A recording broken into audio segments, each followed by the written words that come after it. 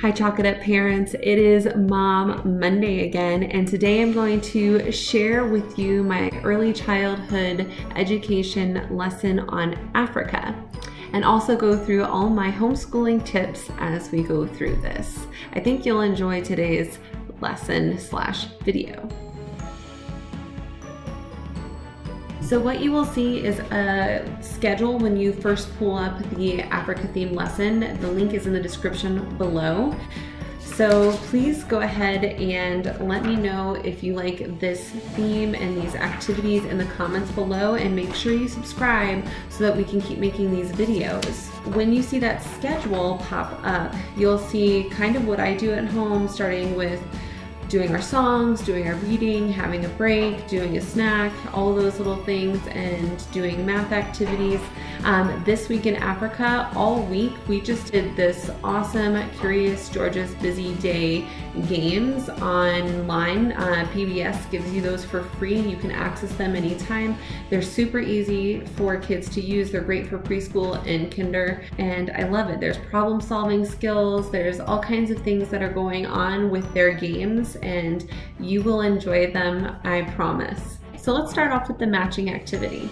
So you have the option to either cut out these little characters and have your kid place them and play this over and over and over, or you can have them draw lines.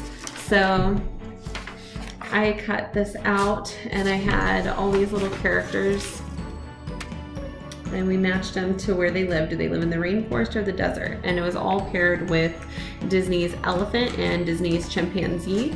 If you are not able to access those, then you have a list of options of different videos and resources that are in the lesson plan that you can do. Now the writing practice, I want to show you for preschool. Just let your kids trace this. So I would say do one a day instead of having them answer them all at once, and have them trace it right afterwards for some writing practice. And then if they are in kindergarten, let them just try to do it all on their own. They know what the letters should look like. They've had some writing practice. They should start trying to do this on their own, and it's okay for them to do crazy letters all over the place. So when we talk about teaching writing, we're talking about two different objectives. One is for content, and just letting them practice writing and sounding out the words, and really it's about spelling and practice, just doing it. And then there's the objective of accuracy, where you want them to use the dashed lines and all that good stuff. So if you do this activity where you have them draw a scene, pre-K parents, write it out. Let them tell you the story that they drew. You put it on there and let them see you write. And then you can also have them trace it if you want. Kindergarten, let them write it out. Let them sound out words, let them misspell it, and just tell them what a good job that they did. You just want to encourage their writing at this point, and spelling is not as big of an issue in that sort of thing. That's not what we're testing for here. We're looking at content. Something like this, last week's Ocean Life, you're looking for accuracy and practicing writing things clearly and effectively. There's also a ABC theme for Africa that's coming out. If it is already out, it's in the description below. In that ABC activity, you get to color little characters and practice your writing. If you don't have a child that wants to draw this week, let them use stickers, let them use 3D objects to create their scenes and tell you what the story is about. It doesn't have to always be drawn. Every week, have them tell you what their favorite animal was that week and draw it. This is a penguin when we did the Ocean Life stuff. What you will see in the Africa unit is this little coloring activity. So now they don't have to draw and they don't have to use stickers. They just color it, and then they tell you what's happening in the story.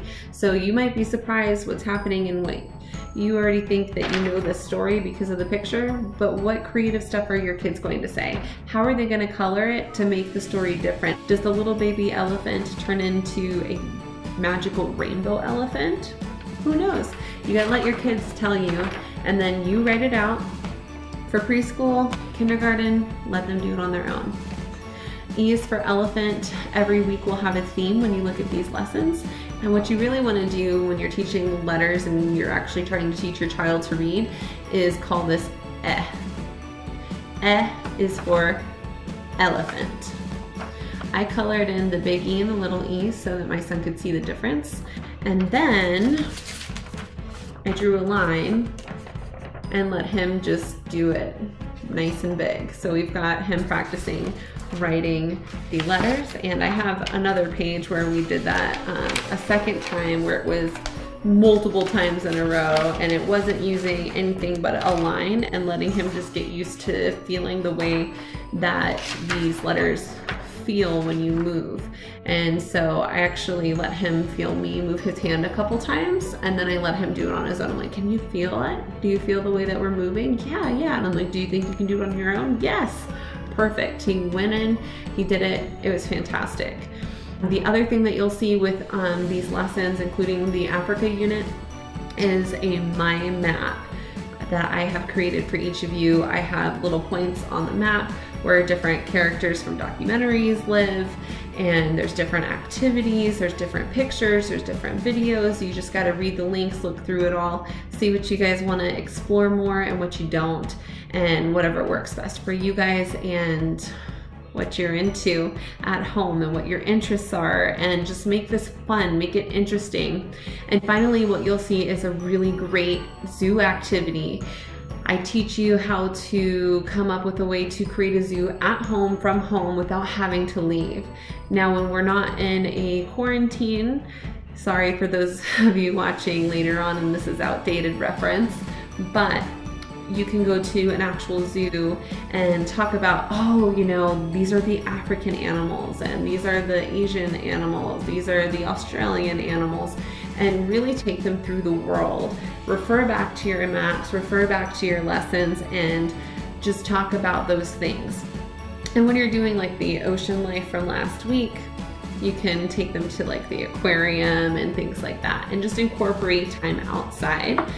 And most importantly, when you're not in quarantine, and even if you are, make sure that you get your kids socializing. If you decide to stay home and homeschool your children, make sure that they are involved in sports, make sure that you have some sort of homeschool community, whether it's through an online community that is in your neighborhood where you all know each other and connect with each other and homeschool together, or maybe you have a church group or something that does homeschooling as well. As long as your kids are getting socialization and also getting more than just the book smarts, but the social smarts. How do I deal with conflict? How do I deal with sharing? How do I handle those things and those situations in life and make friends? How do I become a leader? How do I be a follower? And how do I do those effectively and in the right way? We're going to do other videos like this and more. Again, next week we'll talk more about Australia. I hope that you really enjoyed this and that we'll see you next week. Hey everyone, thanks for watching this video. Please check the description down below for any links or goodies that we may have included. Also, please leave us some comments, questions, inquiries, anything that you want to say to us. We would love to hear your feedback and we will respond. If you would like to see these videos continue, please like, share, and subscribe to our channel. Subscribing is very important. We hope to see you next week. Thanks everyone for watching.